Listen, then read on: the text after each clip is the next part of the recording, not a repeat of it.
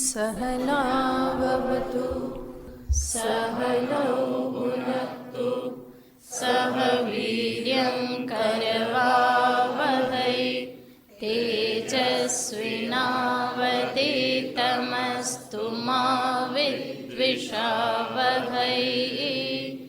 ॐ शान्ति शान्ति शान्तिः। शङ्करं शङ्कराचार्यं केशवं बादरायणं सूत्रभाष्यकृतौ वन्दे भगवन्तौ पुनः पुनः। ईश्वरो गुरुरात्मेति मूर्तिभेदविभागिने व्योमवद्व्याप्तदेहाय दक्षिणामूर्तये नमः। ॐ पार्थाय प्रतिबोधितां भगवता नारायणेन स्वयं व्यासेन ग्रथितां पुराणमुनिना मध्ये महाभारतम् अद्वैतामृतवर्षिणीं भगवतीम् अष्टादशाध्यायिनीम् अम्ब त्वामनुसन्दधामि भगवद्गीते भवद्वेषिणीम्।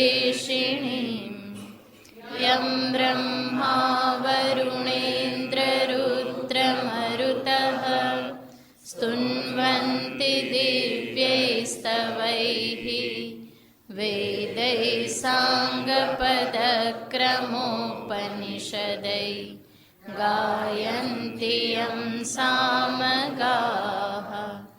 ध्यानावस्थिततद्गतेन मनसा पश्यन्ति यं योगिनः यस्यान्तं न विदुःसुरासुरगणा देवाय तस्मै नमः। यस्यान्तं न विदुःसुरासुरगणा देवाय तस्मै नमः।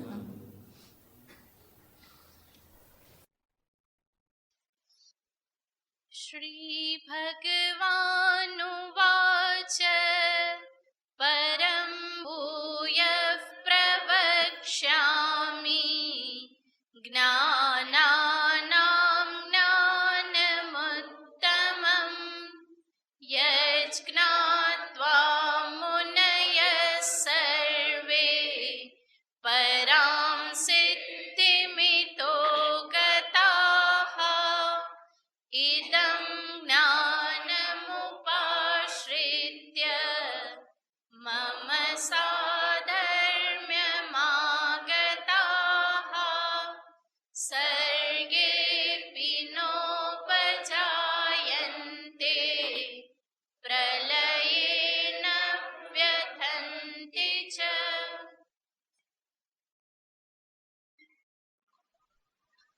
અધ્યાયના પ્રારંભમાં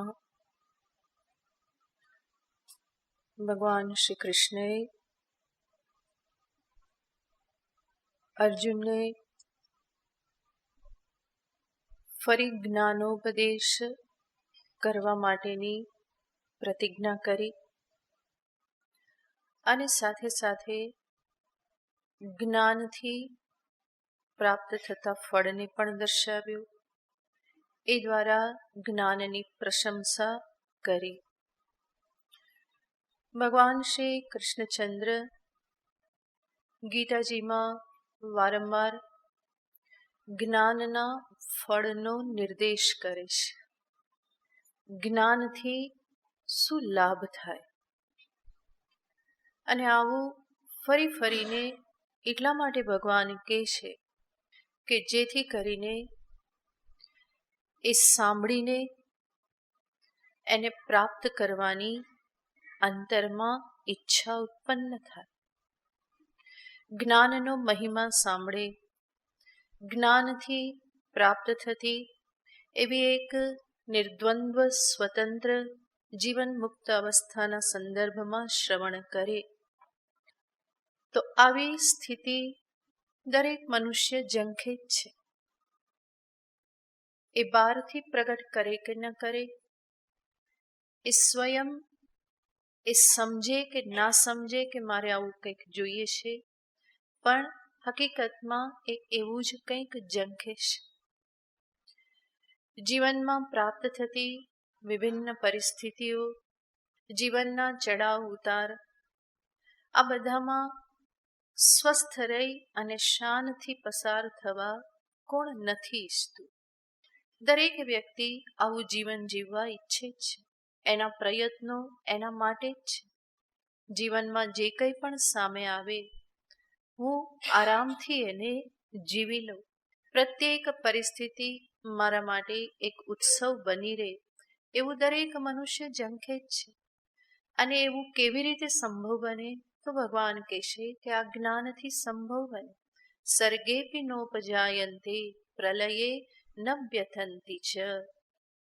આ એક મનની શાંત, નિર્દ્વંદ્વ, નિરુપદ્રવ, પ્રસન્ન એવી અવસ્થાને ભગવાન દર્શાવે છે, કે જેને શાસ્ત્રમાં જીવન મુક્તિ શબ્દથી કહેવામાં આવે છે.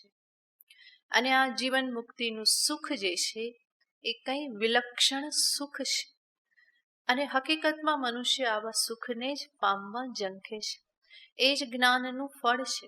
અને એટલા માટે ભગવાન ફરી ફરીને એનો નિર્દેશ કરે છે કે જેથી કરીને શ્રોતા એ જ્ઞાન પ્રાપ્ત કરવાને માટે ઉન્મુખ બને, એના માટે એના અંતરમાં જિજ્ઞાસા પ્રગટ થાય, એ પ્રાપ્ત કરવાની એક તાલાવેલી પ્રગટ થાય, એને જીવનના ધ્યેય તરીકે સ્થાપિત કરે.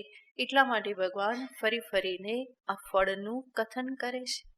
અને આમ પણ આપણે જાણીએ છીએ કે મનુષ્યનો સ્વભાવ છે જ કંઈ પણ કરતા પહેલા એ વિચારે કે આમાં મને શું મળે, એ પહેલા એ વિચારે જ છે. અને સ્વાભાવિક છે, આ સ્વભાવ બનેલો જ છે. તો પોતાના લાભનો એ વિચાર કરે છે. અને ભગવાન પણ જાણે છે કે આવો સ્વભાવ છે જ, અને એ સ્વાભાવિક હોવાથી જ ભગવાન પણ ફરી ફરીને એનું કથન કરતા રહે છે. જ્ઞાનનું ફળ ભગવાને ગીતાજીમાં અનેક જગ્યાએ દર્શાવેલું છે. જ્યારે જ્યારે જ્ઞાનનું નિરૂપણ કરે, જ્ઞાનનું ફળ દર્શાવ્યું. જ્ઞાનોપદેશ આપે, જ્ઞાની જ્ઞાનનું ફળ, આ બધાની ફરી સ્તુતિ કરે, પ્રશંસા કરે, તો એની પાછળનું પ્રયોજન આ જ છે કે સાંભળનાર એને સાંભળીને પ્રાપ્ત કરવાને માટે એ અંતરમાં એક નિશ્ચય ધારણ કરે. આવી રીતે 2 શ્લોકમાં પૂર્વ ભૂમિકા બાંધ્યા પછી ભગવાન 13મા અધ્યાયમાં જે સંક્ષેપમાં કહી ચૂક્યા હતા કે આ સમસ્ત જગતની ઉત્પત્તિ પ્રકૃતિ અને પુરુષના સંયોગથી થયેલી છે, એને જ ભગવાન ફરી થોડું વિસ્તારથી આગળના શ્લોકમાં દર્શાવે છે. મમ યોનિર્મહદ્ બ્રહ્મા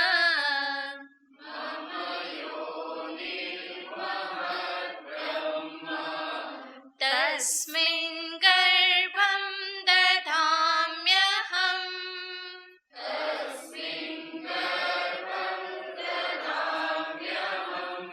સંભવઃ સર્વભૂતાનાં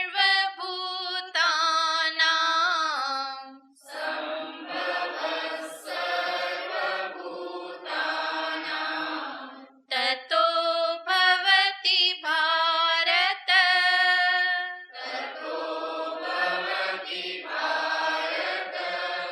મમ યોનિર્મહદ્ બ્રહ્મા તસ્મિન ગર્ભં દધામ્યહં સંભવઃ સર્વભૂતાનાં તતો ભવતિ ભારત. ક્ષેત્ર અને ક્ષેત્રજ્ઞના સંયોગથી સમસ્ત ભૂત સૃષ્ટિ થયેલી છે. સમસ્ત પ્રાણી પદાર્થો આ સર્વનું સર્જન થયેલું છે.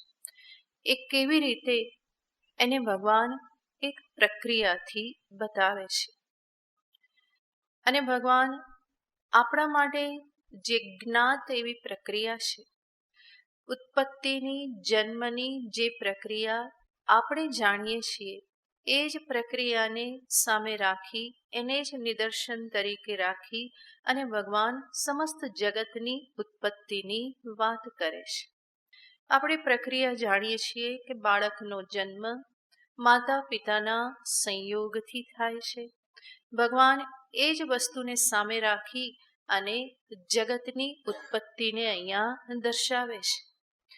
જેવી રીતે બાળકના જન્મને માટે માતા અને પિતા બંને કારણ છે. કોઈ પણ વસ્તુની ઉત્પત્તિને માટે કહેવામાં આવે છે કે બે કારણ છે.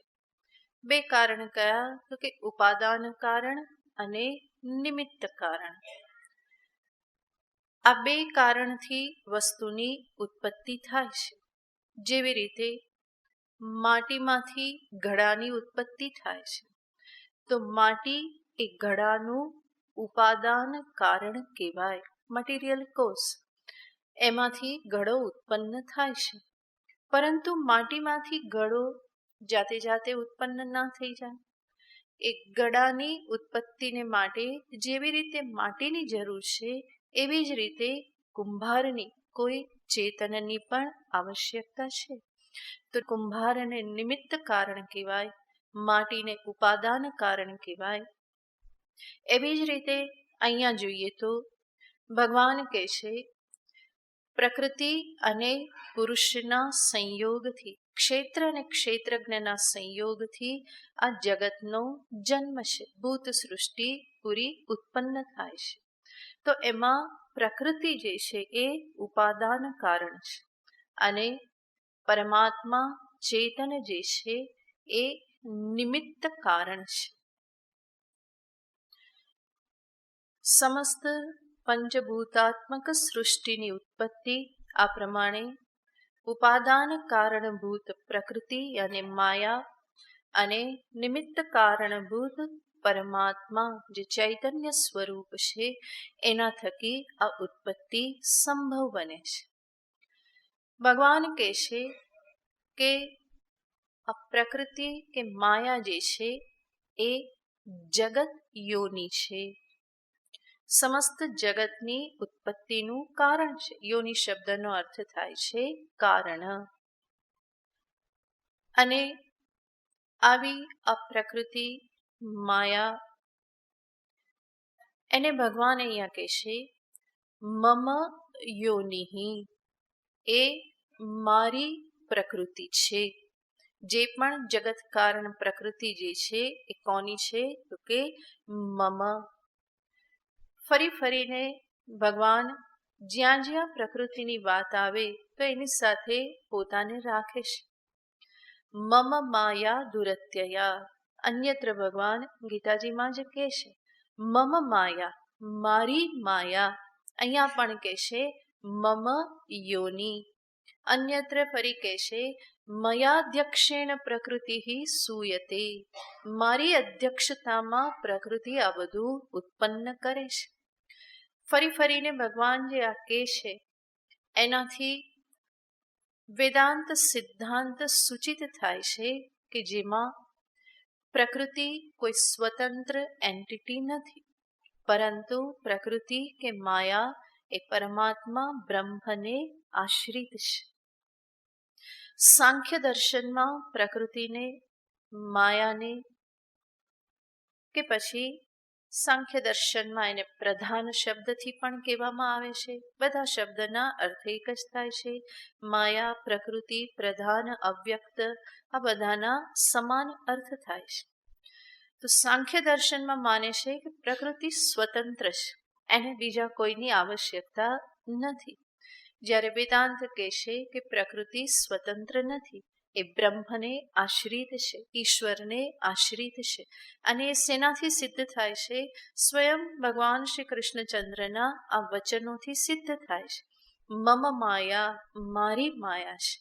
મયાધ્યક્ષેણ, મારી અધ્યક્ષતામાં ઉત્પન્ન કરે છે. સ્વતંત્ર રીતે જગતની ઉત્પત્તિ એ પ્રકૃતિ કરતી નથી.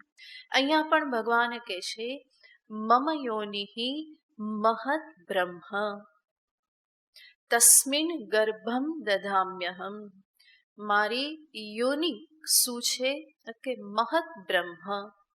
મહદ બ્રહ્મ યાને એ પ્રકૃતિની જ એક વિશેષ અવસ્થાને સામે રાખી અને નામ આપવામાં આવેલું છે. સીધા સીધા શબ્દોથી જોઈએ તો મહદ બ્રહ્મ એ યોનિ માટેનું જ વિશેષણ છે, પ્રકૃતિ માટેનું વિશેષણ છે. મહદ યાને જે મહાન છે, ઉત્કૃષ્ટ છે. કારણ હંમેશા કાર્ય કરતા ઉત્કૃષ્ટ હોય છે, કારણ કે કાર્ય કરતા કારણનું આયુષ્ય આદિ પણ વિશેષ છે. તો કાર્ય કરતા કારણ મહાન હોય છે. પ્રકૃતિ સમસ્ત જગતનું કારણ છે. જગતમાં ઉત્પન્ન થયેલ સર્વ પદાર્થોથી પ્રકૃતિ માયા એનું કારણ એ મહાન છે, શ્રેષ્ઠ છે. માટે એને મહત શબ્દથી કહે છે. અને કહે છે મહદ બ્રહ્મ. એને બ્રહ્મ શબ્દથી એટલા માટે કહી દે છે કે એના થકી બધો વિસ્તાર સંભવ બને છે. બ્રહ્મ શબ્દનો અર્થ થાય છે જે વિસ્તૃત છે, તો બધો વિસ્તાર સંભવ બને છે. અને સાથે સાથે એ બ્રહ્મ પરમાત્માની જ ઉપાધિ છે. બ્રહ્મ પરમાત્માને આશ્રિત છે, એની ઉપાધિ છે. એટલા માટે પણ એને બ્રહ્મ શબ્દથી કહી દેવામાં આવે છે. બ્રહ્મથી અભિન્ન છે, એટલા માટે પણ બ્રહ્મ શબ્દ ત્યાં પ્રયોગ કરવામાં આવે છે. સામાન્ય રીતે આપણે જોઈએ તો કોઈ પણ શક્તિ શક્તને આશ્રિત હોય. શક્ત યાને શક્તિમાન. તો શક્તિ ક્યારેય પણ સ્વતંત્ર હોતી નથી. શક્તિ હંમેશા શક્તને આશ્રિત હોય. કોઈ પણ શક્તિ, જેમ કે કોઈ વ્યક્તિમાં ગાયન શક્તિ છે, કે પછી ડ્રોઈંગ કરવાની શક્તિ છે, તબલા વગાડવાની શક્તિ છે. આ બધી શક્તિ છે, વિશેષ શક્તિઓ છે. પણ એ શક્તિ સ્વતંત્ર રહેતી નથી. એ સ્વતંત્ર ક્યારેય પણ હોઈ શકે નહીં. એ શક્તને આશ્રિત છે. કોઈને કોઈ ચેતન વ્યક્તિને આશ્રિત એ કલા કે શક્તિ હંમેશા હોય છે. તો શક્તિનું સ્વતંત્ર અસ્તિત્વ નથી. માયા એ પણ પરમાત્માની શક્તિ છે. એટલા માટે જ માયા શક્તિ એવું આપણે કહીએ છીએ. તો એવી માયા શક્તિ પણ સ્વતંત્ર નથી, એ પરમાત્માને આશ્રિત છે. બલકે શક્તિ શક્તથી અભિન્ન હોય છે. માયા બ્રહ્મથી અભિન્ન છે, કોઈ જુદી વસ્તુ નથી. અને એટલા માટે પણ માયા બ્રહ્મથી અભિન્ન હોવાથી પણ એને બ્રહ્મ શબ્દથી કહી દેવામાં આવેલું છે. તો મહદ બ્રહ્મ આવો જે શબ્દ વાપર્યો છે એ પ્રકૃતિને અર્થે જ એ શબ્દ છે. અને એને મહદ બ્રહ્મ, મહદ શા માટે કીધી? બીજા દ્રષ્ટિકોણથી આ જે પ્રક્રિયા ભગવાન અહીંયા જે દર્શાવે છે એ દ્રષ્ટિકોણથી વિચાર કરીએ તો જ્યારે પણ આ સૃષ્ટિની જે ઉત્પત્તિ થાય છે એ ઉત્પત્તિને આપણે એક દ્રષ્ટાંતથી સમજીએ તો જેવી રીતે કોઈ કઠોળ આપણે પલાળીએ છીએ અને એ પલાળેલા કઠોળમાંથી પછી ફણગો ફૂટે છે. મગ ફણગાવો તો એમાં પ્રક્રિયા શું થાય છે? મગને આપણે પલાળીએ અને પલાળ્યા પછી મગ કેવા થાય છે? તો કે ફૂલે છે. એ દાણો જે છે એ ફૂલે છે અને એ ફૂલેલા દાણામાંથી પછી ફણગો ફૂટે છે. આ વિકાસની ઉત્પત્તિની પ્રક્રિયા છે. અહીંયા પણ શું થાય છે? જ્યારે જગતની સૃષ્ટિનો સંકલ્પ જ્યારે પરમાત્મામાં પ્રાપ્ત થાય પરમાત્મા જ્યારે સંકલ્પ કરે, ઉપનિષદ કહેશે સો કામયત બહુશ્યામ પ્રજાયેતિ સતપોતપ્યત સતપસ્તપ્ત્વા ઇદગુમ સર્વમ સૃજત. તો પરમાત્માનો સંકલ્પ દર્શાવે છે. સહ અકામયત બહુશ્યામ પ્રજાયેય, હું એકમાંથી અનેક થઈ જાઉં. આજે ઈશ્વરીય સંકલ્પ, પરમાત્માનો સંકલ્પ જે છે એ સંકલ્પ જ શું કરે છે તો કે માયા શક્તિમાં એક વિક્ષેપ ઉત્પન્ન કરી દે છે. અને એ માયા શક્તિમાં એ વિક્ષેપ ઉત્પન્ન થવો એને જ કહેવામાં આવે છે કે ઉત્પત્તિ માટે ઉન્મુખ થવું, એ વિકાસને પ્રાપ્ત થવું. જેવી રીતે મગ ફૂલે છે એવી જ રીતે આ માયા શક્તિમાં ઈશ્વર સંકલ્પ જે છે એ આ વિકાસને પ્રાપ્ત કરાવે છે. માયા પ્રલય કાલમાં સામ્યાવસ્થામાં હોય છે. સામ્યાવસ્થાને સત્વ, રજસ અને તમસ ગુણ જે છે આ સમાન અવસ્થામાં સામ્યાવસ્થામાં હોય છે. અને ઈશ્વરના સંકલ્પથી શું થાય છે તો કે આ માયા બીજમાં કંઈક ખળબળાટ, વિક્ષેપ ઉત્પન્ન થાય છે. એ વિકાસ માટે થઈ જે ફૂલેલી અવસ્થા જે છે કે જે હવે ઉત્પત્તિ કરવાને માટે ઉદ્બુદ્ધ થયેલ છે. જેવી રીતે મગ પોતામાંથી ફણગો પ્રગટ કરવાને માટે એ તૈયાર થયેલ છે. તૈયાર થયેલ એનો અર્થ શું? એ ફૂલે છે. જલને પોતાનામાં એ ગ્રહણ કરી અને એક પ્રકારનો વિકાસ પ્રાપ્ત કરે છે અને પછી એમાંથી ફણગો ફૂટે. એવી જ રીતે માયા શક્તિની જે આ વિકસિત અવસ્થા ઈશ્વરના સંકલ્પરૂપી જળથી પ્રાપ્ત થયેલી એક વિકસિત અવસ્થા, એને જ કહેવામાં આવે છે મહત અવસ્થા. અને એટલા માટે ભગવાન અહીંયા શબ્દ વાપરે છે મહત બ્રહ્મ.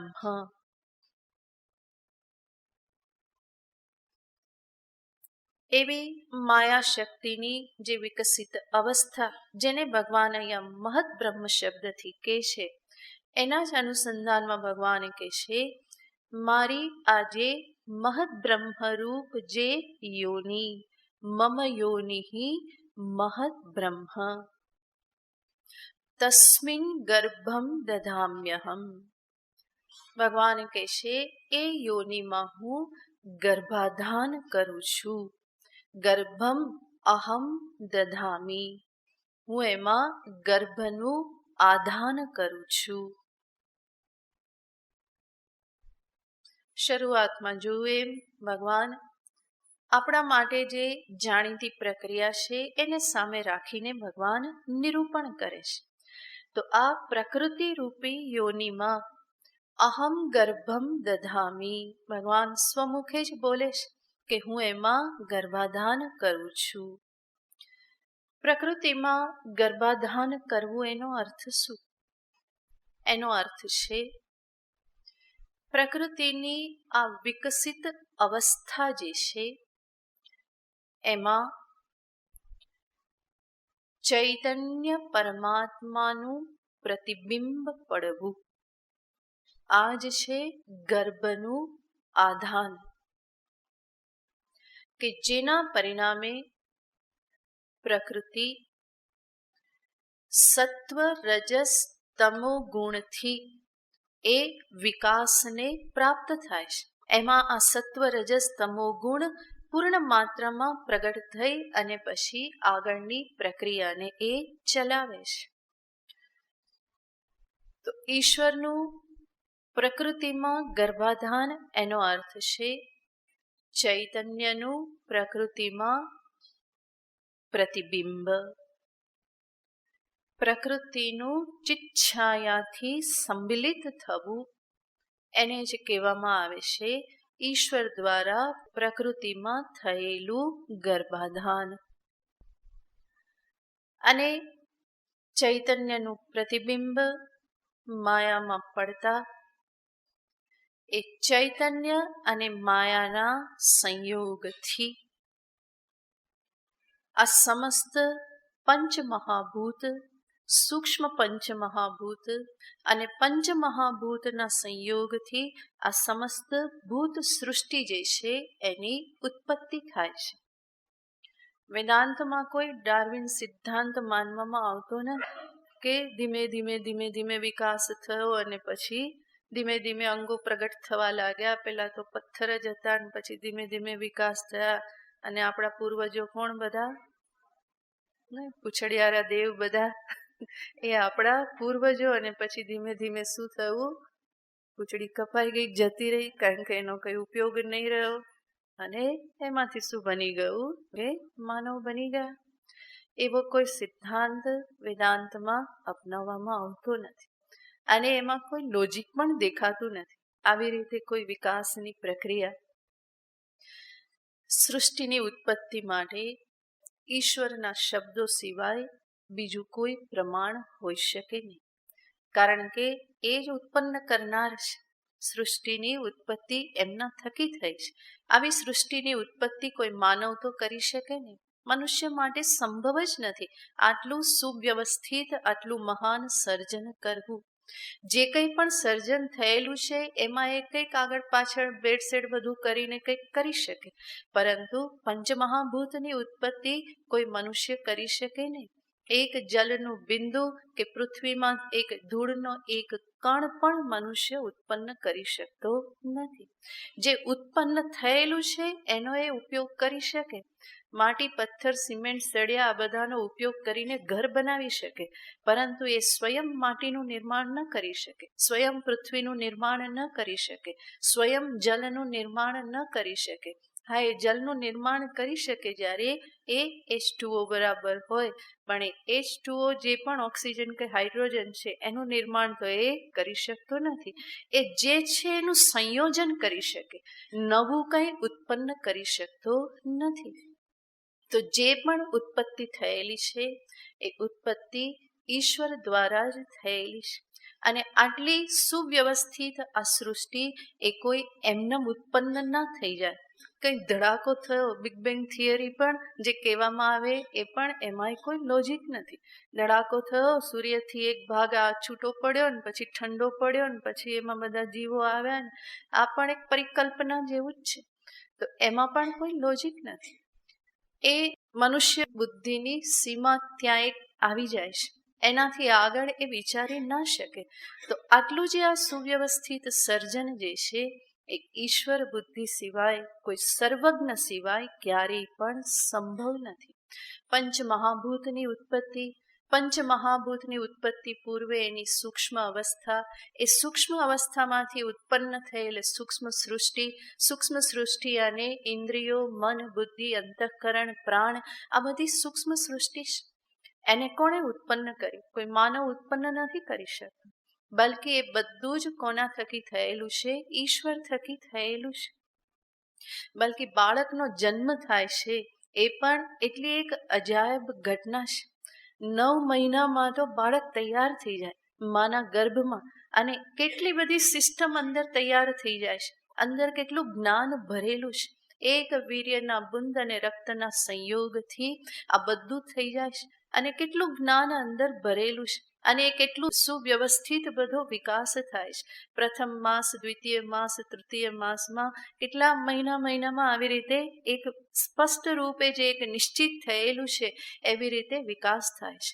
અને વિકાસ પણ કેટલો બુદ્ધિ આપણી ના ચાલે એવી રીતે થતો હોય છે. બધી સિસ્ટમ પોતપોતાનું કામ કરતી હોય, બધા સેલ્સ એવી રીતે કામ કરતા હોય, આપણી તો બુદ્ધિ બેર મારી જાય. ક્યાંક જોયેલું હતું, એની એક આખી સીડી છે જેમાં દર્શાવ્યું છે કે બાળકનો વિકાસ પ્રતિ માસ, પ્રતિ વીક કેવી રીતે થાય છે અને કેટલું અંદર જ્ઞાન જ ભરેલું છે. જ્ઞાન સિવાય બીજું કંઈ નથી. અને આ જ્ઞાન એ કોણ છે? એ પરમાત્મા જ છે, એ ચૈતન્ય તત્વ જ છે. એના સિવાય, એ સર્વજ્ઞ સિવાય આવી રીતનો પ્રોગ્રામ બીજો કોણ કરી શકે? એની સામે આપણા કોમ્પ્યુટરના બધા પ્રોગ્રામિંગ બધા કેવા લાગે? તો સાવ છીછરા લાગે, ગમે એટલું થયેલું હોય, પણ ભગવાન થકી જે આ બધા પ્રોગ્રામ થયેલા છે એ બધા અદ્ભુત છે, એ સર્વજ્ઞ થકી જ સંભવ બને. તો સૃષ્ટિના સંદર્ભમાં પ્રમાણ ઈશ્વર વચન જ હોઈ શકે, વેદ વચન જ હોઈ શકે, કોઈ મનુષ્ય બુદ્ધિ એમાં પ્રમાણ બની શકે નહીં. કારણ કે સૃષ્ટિના સંદર્ભમાં કથન એ જ કરી શકે જે સૃષ્ટિની પહેલા પણ હોય. સૃષ્ટિની પહેલા હોય, જેને સૃષ્ટિ જોયેલી હોય, એ જ એનું કથન કરી શકે. અહીંયા માત્ર કલ્પનાથી કામ ના ચાલે કે આવું થયું હશે ને આવું થયું હશે ને મને આમ લાગે છે, મને આમ, મને તેમ, એવું કંઈ અહીંયા ચાલે નહીં. અહીંયા તો પ્રમાણથી જ વાત કરવાની છે. અને એ પ્રમાણ શું છે? ઈશ્વરના વચન એ જ પ્રમાણ હોઈ શકે. તો એ જ કથન કરી શકે સૃષ્ટિનું, જે સૃષ્ટિની પહેલા પણ હોય, જગતની પૂર્વે પણ હોય. એ જ એવું કથન કરી શકે કે આવી રીતે આમાંથી આકાશ ઉત્પન્ન થયું, આકાશાત વાયુ, વાયોરગ્નિ, અગ્નિરાપઃ, અદ્ય પૃથ્વી. અક્રમ આદિ કોણ બતાવી શકે? એ જ બતાવી શકે જે એણે અનુભવેલું છે, જે ત્યારે હાજર છે, જેણે જોયેલું છે. તો ઈશ્વર વચન જ જગત સૃષ્ટિના સંદર્ભમાં પ્રમાણભૂત હોઈ શકે. ભગવાન અહીંયા એ જ દર્શાવી રહેલા છે કે આવી રીતે પ્રકૃતિ અને પુરુષના સંયોગથી આ સૃષ્ટિ ઉત્પન્ન થાય છે. તસ્મિન ગર્ભમ દધામ્યહમ. આ પ્રકૃતિ મારી યોની છે અને એમાં હું આ ગર્ભાધાન કરું છું.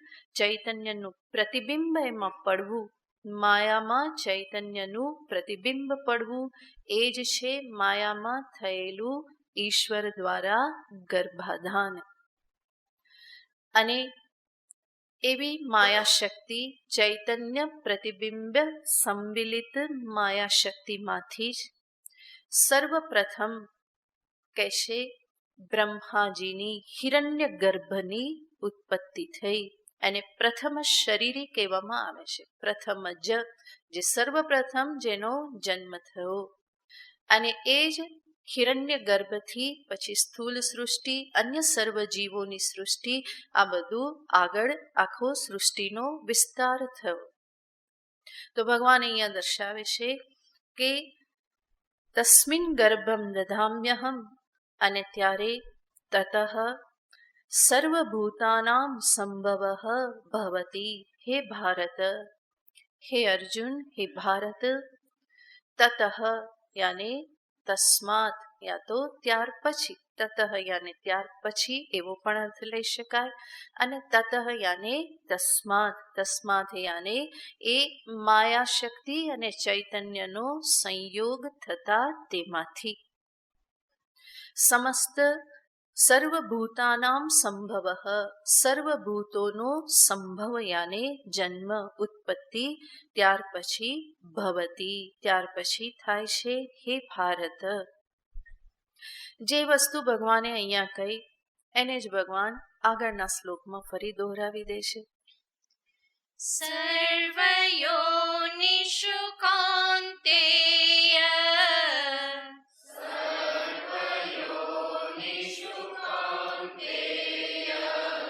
મૂર્તય સંભવન્તિ યાઃ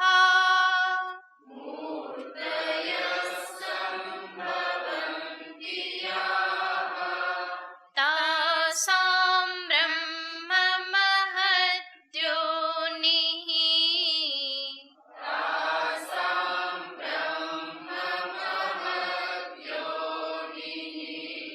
અહં બીજપ્રદઃ પિતા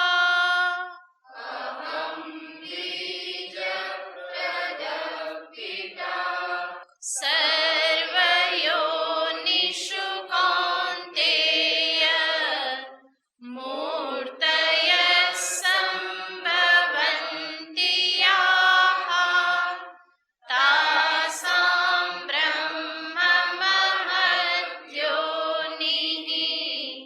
અહં બીજપ્રદઃ પિતા. હે કૌંતેય, સર્વયોનિષુ યા મૂર્તયઃ સંભવન્તિ. ભગવાન કહે છે સર્વ યોનિમાંથી કારણમાંથી જે પણ મૂર્તિઓ ઉત્પન્ન થાય છે, સર્વ પદાર્થ જીવોને મૂર્તિ શબ્દથી કહેવામાં આવે છે. જે પણ મૂર્તિઓ ઉત્પન્ન થાય છે એનો અર્થ શું? બધા કોણ છે? બધા મૂર્તિઓ જ છે. આ શરીર બધી શું છે? એ મૂર્તિ છે. જેવી રીતે ઈશ્વરની મૂર્તિ કહીએ એવી જ રીતે આ શરીર પણ શું છે? મૂર્તિઓ જ છે. ભગવાન અહીંયા એ જ કહે છે યાહ મૂર્તય સંભવંતી, જે મૂર્તિઓ ઉત્પન્ન થાય છે. એટલા માટે યુપીમાં ક્યાંક તમે જાઓ ને રામકૃષ્ણ મિશન આદિમાં, તો ત્યાં આવી રીતે જ પૂછવામાં આવે. આપણે જઈએ ને ત્યાં તો કે પૂછે કેટલી મૂર્તિઓ છે, કે કિતની મૂર્તિયા હે, અને કેટલાને એ આશ્રમમાં રહેવું છે, કેટલા આવ્યા છો અત્યારે, કેટલાની વ્યવસ્થા કરવાની, કિતની મૂર્તિયા ખાએગી, કિતની મૂર્તિયા રહેગી. મૂર્તિ શબ્દથી જ ઉલ્લેખ કરવામાં આવે. ભગવાન સ્વયં અહીંયા એ શબ્દ વાપરે છે અને એટલા માટે સંતો પણ વાપરે છે કે કેટલી મૂર્તિ છે. તો અહીંયા ભગવાન કહે છે યાહા મૂર્તય સંભવંતી, જે મૂર્તિઓ બધી ઉત્પન્ન થાય છે, તાસામ તે બધાને માટે બ્રહ્મ મહત યોનિહિ. આગળ ભગવાને કહેલું હતું કે મહત બ્રહ્મ, અને અહીંયા શું કહે છે? બ્રહ્મ મહત. બંનેનો અર્થ એક જ થાય છે, ખાલી શબ્દ આગળ પાછળ કરી દીધા. તો તાસામ યોનિહિ બ્રહ્મ મહત યોનિહિ, એની યોનિ અને માતા કોણ છે? તો કે આ જ મહત્તત્વ રૂપ જે પ્રકૃતિ જે છે એ જ માતા છે. અને બીજ પ્રદહ પિતા અહમ, એમાં બીજ પ્રદાન કરનાર એવો પિતા હું છું. ભગવાને આડકતરી રીતે કહી દીધું કે બધાના માતા અને પિતા કોણ છે? એક જ પ્રકૃતિ માતા અને પરમેશ્વર પિતા છે. જગત પિતરૌ વંદે પાર્વતી પરમેશ્વરો. બીજા બધા માતા પિતા જે છે કેવા છે? કે એ આભાસ છે. માતૃત્વ પિતૃત્વ, વાસ્તવિક માતૃત્વ પિતૃત્વ ક્યાં છે? તો કે માયા અને પ્રકૃતિમાં, શક્તિમાં અને શિવમાં, પરમાત્મામાં, પરમેશ્વરમાં. એટલા માટે જ એને જગત જનની, જગત પિતા એવા શબ્દથી કહેવામાં આવે છે. તો પ્રત્યેક જીવની માતા છે શક્તિ રૂપા પ્રકૃતિ, અને પ્રત્યેક જીવના પિતા છે પરમાત્મા. એ જ માતા અને પિતા છે. પછી એ જીવ હોય કે જળ જગત હોય, જળ જગતની ઉત્પત્તિ પણ કેવી રીતે થઈ છે? એ જ માતા પિતા થકી, શક્તિ અને પરમાત્મા થકી જ એ ઉત્પત્તિ થયેલી છે. તો એ જ જગત પિતા અને જગત જનની છે. સર્વને માટે ભગવાને સ્વયં સ્વમુખે કહી દીધું કે હું જ બધાનો પિતા છું. અને બધાની યોનિ અને માતૃ સ્વરૂપા એવા કારણભૂત કોણ છે? મહત બ્રહ્મ, મહત તત્વ સ્વરૂપા પ્રકૃતિ, એ જ સર્વની યોનિ છે. ભગવાન જે અહીંયા નિરૂપણ કરે છે એને થોડું આપણા જીવનની સાથે જોઈએ તો ભગવાને અહીંયા દર્શાવ્યું કે સર્વના માતા અને પિતા પ્રકૃતિ અને પરમાત્મા છે. આપણે જાણીએ છીએ કે દરેક સંતાનનો માતા પિતા પ્રત્યે કંઈક ધર્મ હોય છે, ફરજ હોય છે. અહીંયા પણ જે શક્તિ અને શિવ પરમાત્મા જે છે એમના પ્રત્યે આપણી ફરજ શું, આપણું કર્તવ્ય શું? વિચાર કરીએ તો વસ્તુતઃ તો એ જગતજનની પ્રકૃતિ માતા શક્તિ, એને આપણે બીજું તો શું આપી શકીએ? કે પરમેશ્વર પરમાત્માને આપણે બીજું શું કરી શકીએ? કરું વિચાર હું શિવ ચરણોમાં, શું કરું હું સેવાને વંદનમાં, શું કરી શકું? વસ્તુતઃ કંઈ કરી શકાય એવું છે જ નહીં. છતાં પણ મારા જ કલ્યાણને અર્થે પ્રકૃતિની સેવા કરવી, એના પ્રત્યે મારી ફરજ અદા કરવી, એનો અર્થ શું? એનો અર્થ છે સર્વપ્રથમ તો પ્રકૃતિ તરફથી મને આજે એક સુંદર માનવ દેહ પ્રાપ્ત થયો, એને હું યોગ્ય રીતે જાળવું અને એનો યોગ્ય ઉપયોગ કરું, એ જ પ્રકૃતિ માતા જગત જનનીની બહુ મોટી સેવા છે. દેહને જાળવવો, એના સ્વાસ્થ્યની રક્ષા કરવી, એને શુદ્ધ રાખવું, પવિત્ર રાખવું. દેહને જાળવવો એનો અર્થ નહીં કે એના ખૂબ લાલન પાલન અને એના સૌંદર્ય પાછળ પડી રહેવું, પણ દેહને જાળવવો એનો અર્થ છે એનું સ્વાસ્થ્ય જળવાઈ રહે, એની શુદ્ધિ જળવાઈ રહે. જે પણ ઈશ્વર તરફથી આ દેહનો ઉપયોગ જેમાં કરવાને માટે દેહ પ્રાપ્ત થયેલો છે, એના માટે હું દેહનો ઉપયોગ કરું. સામાન્ય રીતે જ્યારે સાધન ક્ષેત્રમાં સાધક આવે, અધ્યાત્મ ક્ષેત્રમાં, ખાસ કરીને જે ઘરબાર છોડીને નીકળી જતા હોય એવા સાધકો, એવા જે પ્રારંભિક એવા જે સાધુ બનેલા હોય, એમના મનમાં કંઈક એવી ધારણાઓ હોય છે કે દેહને બહુ જ કષ્ટ આપવું જોઈએ અને કષ્ટ આપીએ તો જ સાધના થઈ કહેવાય. અને આવી ધારણાના કારણે અનેક વખત એ શરીરને રોગગ્રસ્ત કરી દેતા હોય. ન ખાવાનું ખાઈ લેવું, ખાવાનું જ્યારે મળતું હોય, જરૂર હોય ત્યારે પણ ભૂખ્યા રહેવું, ઉપવાસ કરતા રહેવું. આવી રીતે તપના નામે ઘણું બધું કરવામાં આવે, પણ એના પરિણામે પછી શરીર ખરાબ થાય. ભગવાન સ્વયં 17મા અધ્યાયમાં કહેવાના છે, કર્ષયંત શરીરસ્થમ મામ. જ્યારે કોઈ આવી રીતે શરીરને અતિ પીડા આપે, અતિ કષ્ટ આપે, તો ભગવાન કહે છે કે એ તો મને જ કષ્ટ આપે છે, હું જે અંદર રહેલો છું એ મને જ કષ્ટ આપે છે. હા, જરૂર અતિ લાલન પાલન જરૂર નથી, પણ શરીરના સ્વાસ્થ્યની રક્ષા થવી જોઈએ. સ્વાભાવિક રીતે, કુદરતી રીતે જે ખાનપાનની આવશ્યકતા છે એ આવશ્યકતા પૂર્ણ થવી જોઈએ.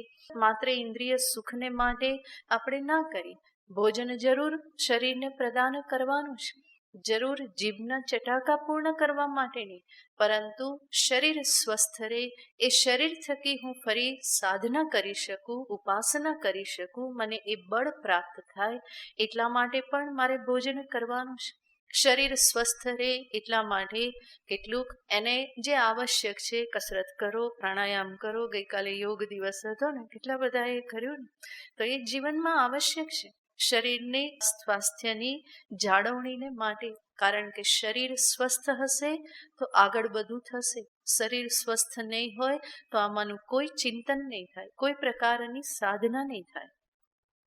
તો ખોટા ખ્યાલ મનમાં ભરાયેલા હોય તો એને કાઢી નાખવાના. શરીરને આવશ્યક ભોજન આપીએ, હા જરૂર એને એવી પણ ટેવ પાડીએ કે ક્યારેક એકાદ વખત ભૂખ્યા રહેવું પડે તો ભૂખ્યું પણ રહી શકે. જરૂરી નહીં કે એને હંમેશા આપતા જ રહો. ક્યારેક ભૂખ્યા રહેતા પણ એને શીખવવાનું છે, પણ એનો અર્થ નહીં કે પછી મહિનાઓ સુધી ભૂખમરો કરતા રહો, એવી રીતે પણ નહીં હોવું જોઈએ. હંમેશા ભગવાન કૃષ્ણનો મત છે મધ્યમ માર્ગ. યુક્તાહાર વિહારસ્ય યુક્ત ચેષ્ટસ્ય કર્મસુ. તો હંમેશા કૃષ્ણ કહે છે કે યુક્ત રહેવું. યુક્ત રહેવું એનો અર્થ મધ્યમ માર્ગ, બેલેન્સ હંમેશા હોવું જોઈએ. સામાન્ય પ્રકૃતિ હોય છે કોઈ એક છોર ઉપર જતા રહેવાની, ઘડિયાળના પેન્ડલની જેમ, કાં તો આમ રે નહીં તો એ પેન્ડલ આમ જાય, નહીં તો આમ રે નહીં તો આમ રે, વચ્ચે ક્યારેય રે નહીં. વચ્ચે ક્યારે રે? જ્યારે ઠપ થઈ જાય ત્યારે. તો મનુષ્યની પણ આવી પ્રકૃતિ હોય છે, એ કોઈ એક છોર ઉપર હંમેશા જઈને ઊભો રહેવા માંગે છે, પરંતુ ભગવાન કહે છે કે એવી રીતે નહીં. હંમેશા મધ્યમ માર્ગ. ભોજન ગ્રહણ કરો, સાત્વિક ભોજન ગ્રહણ કરો, શરીરને અનુકૂળ હોય એવું ગ્રહણ કરો, યોગ્ય માત્રામાં ગ્રહણ કરો. એવી રીતે ભોજન ગ્રહણ કરો કે એ ભોજન પણ તમારી સાધનામાં ઉપકારક બની રહે. તો શરીરને ભોજન પ્રદાન કરવું, શરીરને કંઈક થોડો શ્રમ કરાવવો, એની પાસે કસરત આદિ કરાવી, નહીં તો બીજો શ્રમ કંઈ પણ કરવો, આ બધું આવશ્યક છે. જેથી કરીને શરીર લચીલું રહે, શરીરમાં શક્તિ જળવાઈ રહે, એનું સ્વાસ્થ્ય જળવાઈ રહે અને એવા સ્વસ્થ શરીરથી સાધના સંભવ બને છે. તો એક છોર પર જઈને ઊભા ન રહીએ. જે પ્રકૃતિ દ્વારા શરીર પ્રદાન કરવામાં આવેલું છે એને બને ત્યાં સુધી સ્વસ્થ જાળવી રાખવાનો આપણે પ્રયત્ન કરીએ. બધું આપણા હાથમાં નથી હોતું. કર્મ પણ કાર્ય કરે છે, પ્રારબ્ધવશ જે પ્રાપ્ત થાય છે, પણ જેટલું પણ પુરુષાર્થનું ક્ષેત્ર છે એટલું ક્ષેત્ર આપણે જરૂર ઉપયોગમાં લેવું જોઈએ. તો શરીરને યોગ્ય રીતે જાળવવું, એટલું જ નહીં, સાથે સાથે શરીરનો યોગ્ય ઉપયોગ કરવો. માનવ દેહ મળ્યો છે, જંતુનામ નરજન્મ દુર્લભ. આ દુર્લભ માનવ દેહ છે અને દેહ શેના માટે મળે છે?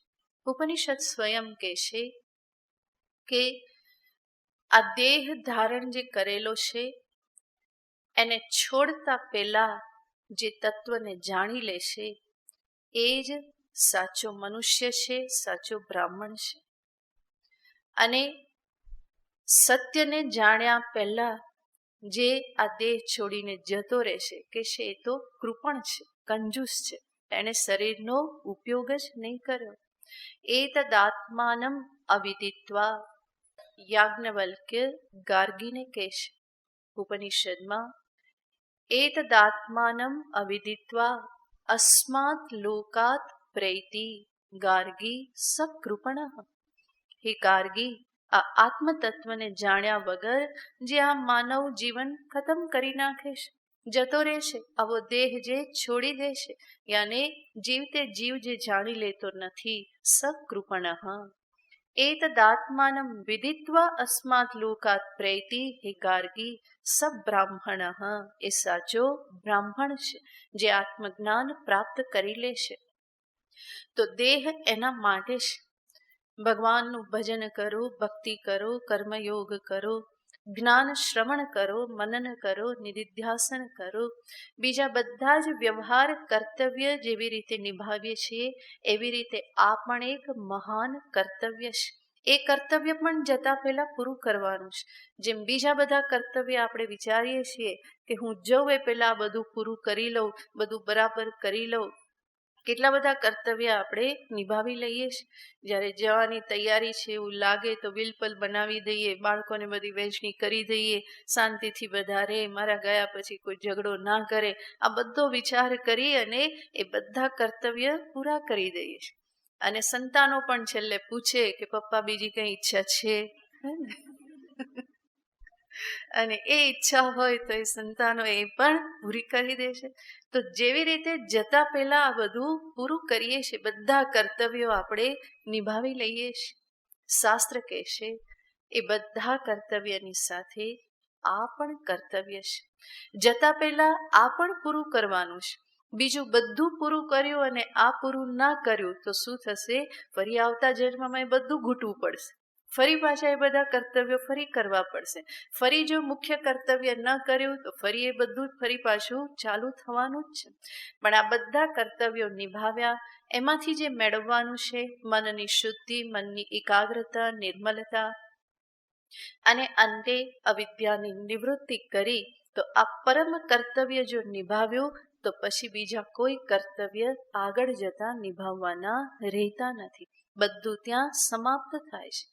તો દેહ ધારણ કર્યો, માનવ દેહ, તો આ એક કર્તવ્ય પણ પ્રાપ્ત થાય છે અને એના માટે પણ પ્રયત્ન કરવો. તો એ દેહનો યોગ્ય દિશામાં કરેલો ઉપયોગ કહેવાય. આ આપણું કર્તવ્ય બને છે. એટલું જ નહીં, માતા પ્રત્યેનું, પ્રકૃતિ પ્રત્યેનું કર્તવ્ય કે દેહને જાળવવો, દેહનો યોગ્ય ધ્યેય માટે ઉપયોગ કરવો. અને એમાં જ પિતા પ્રત્યેનું કર્તવ્ય પણ આવી જાય છે. ચૈતન્ય સ્વરૂપ જ્ઞાન સ્વરૂપ પરમાત્મા પ્રત્યેનું કર્તવ્ય હું જ્ઞાન પ્રાપ્ત કરીને જ એ કર્તવ્યને નિભાવી શકું.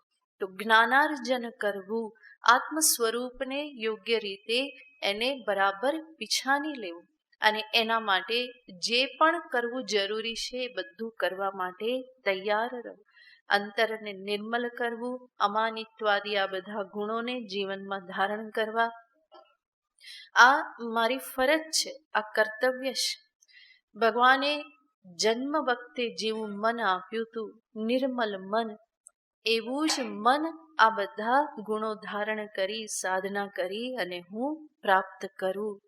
અને એને જ કબીર કહે છે, જ્યો કી ત્યો ધરી દીની ચદરિયા. ભગવાને જેવું આપ્યું હતું, જેવું નિર્મલ મન આપ્યું હતું, એવા જ નિર્મલ મનની સાથે હું વિદાય લઉં.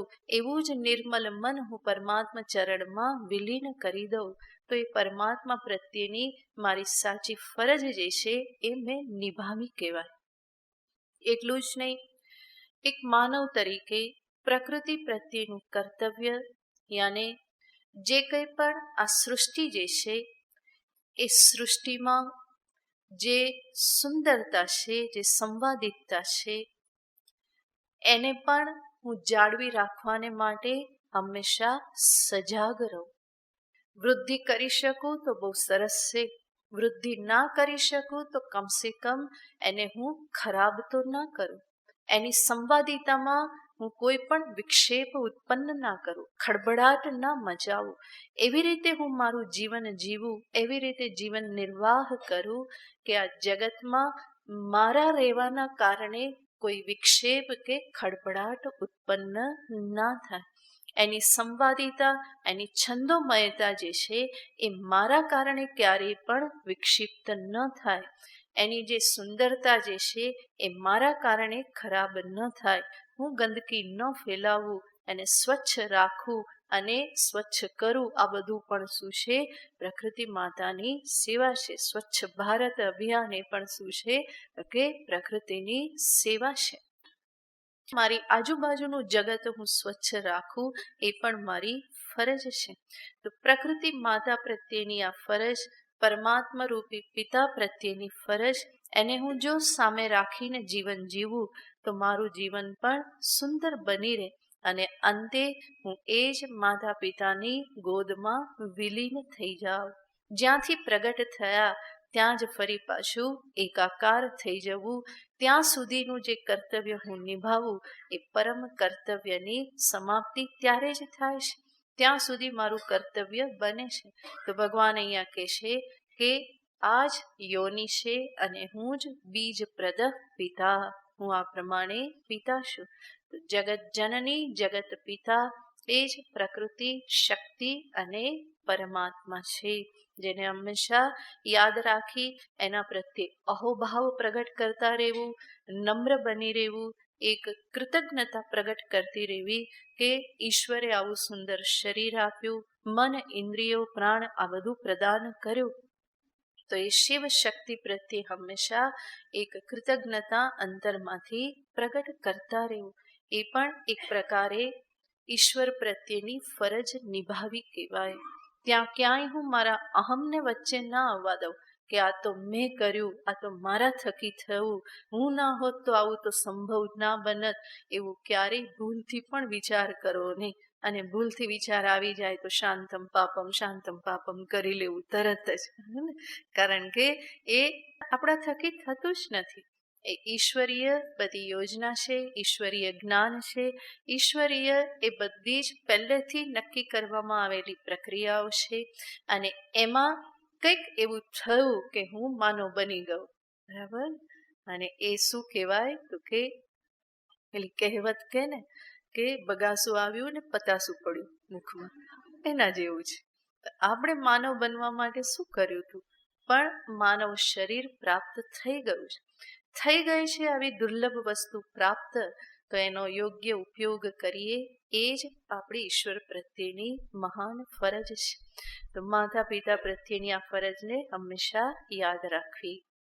હવે પછીના શ્લોકમાં ભગવાન ગુણોના સંદર્ભમાં વાત કરે છે સત્વ, રજસ અને તમો ગુણ જે છે, ભગવાને આગળ કહેલું હતું 13મા અધ્યાયમાં, ગુણ સંગેન બધનાતી, ગુણ સંગથી એ બંધનમાં આવે છે. કારણમ ગુણ સંગોસ્ય સદસદ્યોની જન્મસુ, 13મા અધ્યાયમાં ભગવાને કહ્યું હતું કે આ ગુણો સાથેનો સંગ જે છે એ જ સદ અસદ યોનિમાં જન્મ માટે કારણ છે.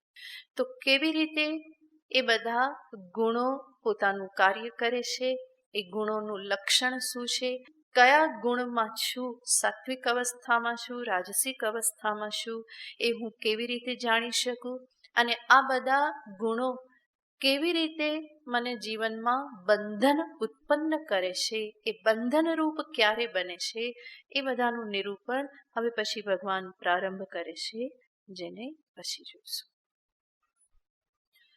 ઓમ પૂર્ણમદ પૂર્ણમિદં પૂર્ણાત પૂર્ણમુદચ્યતે પૂર્ણસ્ય પૂર્ણમાદાય પૂર્ણમેવાવશિષ્યતે. ઓમ શાંતિ શાંતિ શાંતિ. હરિ ઓમ શ્રી ગુરુભ્યો નમઃ.